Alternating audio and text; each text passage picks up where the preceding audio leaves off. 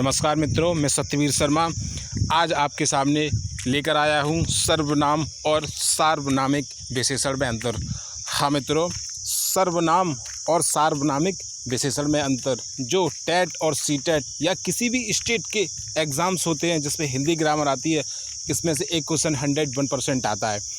और मित्रों, ये क्या है कि बच्चों को देखने में बहुत टफ लगता है, लेकिन आज मैं आपको बताने वाला हूँ महज 2 सेकंड में आप सिर्फ क्वेश्चन को पढ़ के बता सकते हैं कि ये सर्वनाम है या सार्वनामिक विशेषण। हाँ मित्रों, सबसे पहले हम बात करते हैं सर्वनाम की। जैसा कि आपने पिछली वीडियो में देखा है और बहुत से लोग जानते भी होंगे कि सर्वनाम आखिर होता क्या है। सर्वनाम मित्रों क्या होता है? जो शब्द संख्या के स्थान पर प्रयोग किए जाते हैं, जो शब्द संख्या के स्थान पर प्रयोग किए जाते हैं वो क्या होते हैं मित्रों? सर्वनाम। अब बात आती है सार्वनामिक विशेषण की। सबसे पहले मित्रों जानना आवश्यक होता है कि कौन कौन से वो सर्वनाम होते हैं जो सार्वनामिक विशेषण का स्थान लेते हैं। आइए मित्रों, सबसे पहले जानते हैं निश्चयवाचक सर्वनाम। जैसा कि निश्चयवाचक सर्वनाम होता है यह वह, और अनिश्चयवाचक सर्वनाम होता है मित्रों कोई या कुछ। और तीसरा होता है प्रश्नवाचक सर्वनाम। क्या होता है? कौन, क्या। ये सार्वनामिक विशेषण के रूप में भी प्रयोग किए जाते हैं, लेकिन ये कब और कैसे प्रयोग किए जाते हैं ये जानना बहुत ज़रूरी है। मैं यही आपको आज बताने वाला हूँ। महज 2 सेकंड में आप सिर्फ क्वेश्चन को पढ़ के बता सकते हैं कि ये सार्वनामिक विशेषण है या सर्वनाम। जैसा कि मित्रों पहले हम कुछ एग्जाम्पल से समझते हैं। जैसे कि जो हमारे अभी मैंने बताया था अनिश्चयवाचक सर्वनाम, प्रश्नवाचक सर्वनाम और निश्चयवाचक सर्वनाम जो होते हैं वो कैसे प्रयोग किए जाते हैं।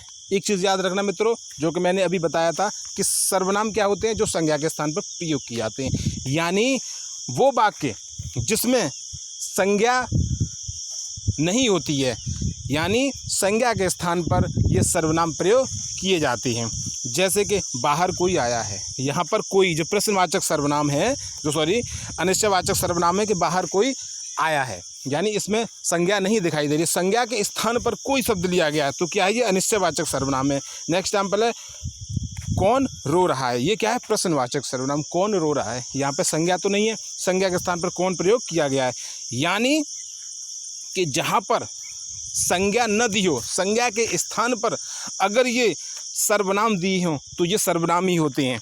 लेकिन मित्रों मेन चीज़ आती है सार्वनामिक विशेषण के बारे में, वो हम बताते हैं। अभी क्या था, थोड़ा सर्वनाम को समझना ज़रूरी था। अब हमारी मेन चीज़ होती है सार्वनामिक विशेषण। अब यहाँ से शुरू होती है। महज मित्रों वीडियो को यहाँ से गौर से देखना और ध्यान से समझना। सिर्फ यही आपको 2 सेकंड आपके इस चैप्टर को हमेशा के लिए क्लियर कर देगी और आपका यहाँ से एक क्वेश्चन बिल्कुल एकदम से सही हो जाएगा और कभी आप गलती नहीं करोगे।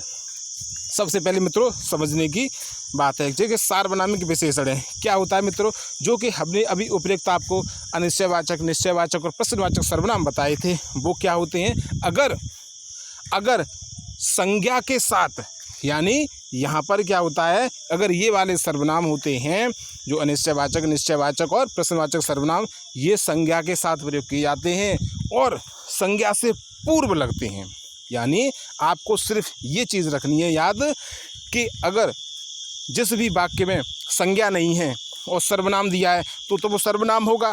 आप उसको देख के टिक कर सकते हैं कौन सा सर्वनाम है। लेकिन संज्ञा के साथ और संज्ञा से पूर्व, मित्रों ये समझना बहुत ज़रूरी है, संज्ञा के साथ और संज्ञा से पूर्व अगर सर्वनाम लग जाता है, ये 3 सर्वनाम लग जाते हैं तो ये सार्वनामिक विशेषण कहलाते हैं। क्या मित्रों कहलाते हैं? सार्वनामिक विशेषण। जैसे मैं यह पुस्तक लेना चाहता हूँ। मित्रों मैं यह पुस्तक लेना चाहता हूँ, तो पुस्तक क्या है मित्रों? संज्ञा है हमारी। अब संज्ञा से पहले यह लग गया। क्या लग गया मित्रों? यह क्या है? निश्चयवाचक सर्वनाम। लेकिन इसमें पुस्तक संज्ञा या संज्ञा से पूर्व लग गया है, तो क्या हो गया मित्रों? ये यहाँ पर यह क्या हो गया? अब ये सर्वनाम का काम नहीं करेगा, ये सार्वनामिक विशेषण का काम करेगा। यही आपको समझना है। जैसे ही नेक्स्ट आपका एग्जाम्पल है कोई लड़का आया है। कोई लड़का आया है। अब देखो कोई प्रश्नवाचक सर्वनाम है। लेकिन ये आया कब है? लड़का। लड़का हमारा क्या है? संज्ञा। ये संज्ञा से पूर्व आया है, यानी संज्ञा के साथ संज्ञा से पूर्व आया है, तो कोई क्या हो जाएगा? सार्वनामिक विशेषण। अब आता है नेक्स्ट 3, कौन लड़की रो रही है? कौन लड़की रो रही है? तो देखो कौन क्या है मित्रों, सॉरी कोई हमारा क्या था? प्रश्नवाचक नहीं था मित्रों, क्या था हमारा? अनिश्चयवाचक सर्वनाम। और कौन क्या है मित्रों? प्रश्नवाचक सर्वनाम। कौन लड़की रो रही है, तो यहाँ पर भी सार्वनामिक विशेषण होगा, क्योंकि कौन जो आया है मित्रों वो क्या आया है? लड़की। लड़की क्या है?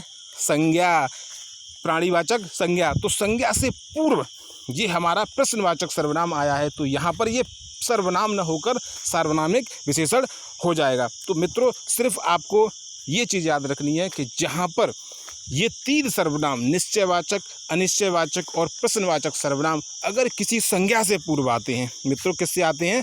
संज्ञा से पूर्व। संज्ञा से पूर्व लगकर वाक्य का निर्माण करते हैं।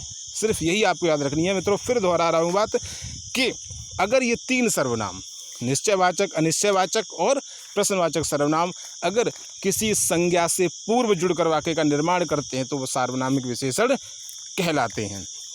मित्रों आई होप आपको बहुत अच्छे से समझ में आ गया होगा और वीडियो भी आपको बहुत अच्छी लगी। अगर मित्रों आपको वीडियो अच्छी लगी है तो प्लीज़ अभी तक अगर आपने मेरे चैनल को सब्सक्राइब नहीं किया है तो प्लीज़ मित्रों मेरे चैनल जीत का फीवर को अभी सब्सक्राइब करें, लाइक करें और अपने दोस्तों में शेयर करें।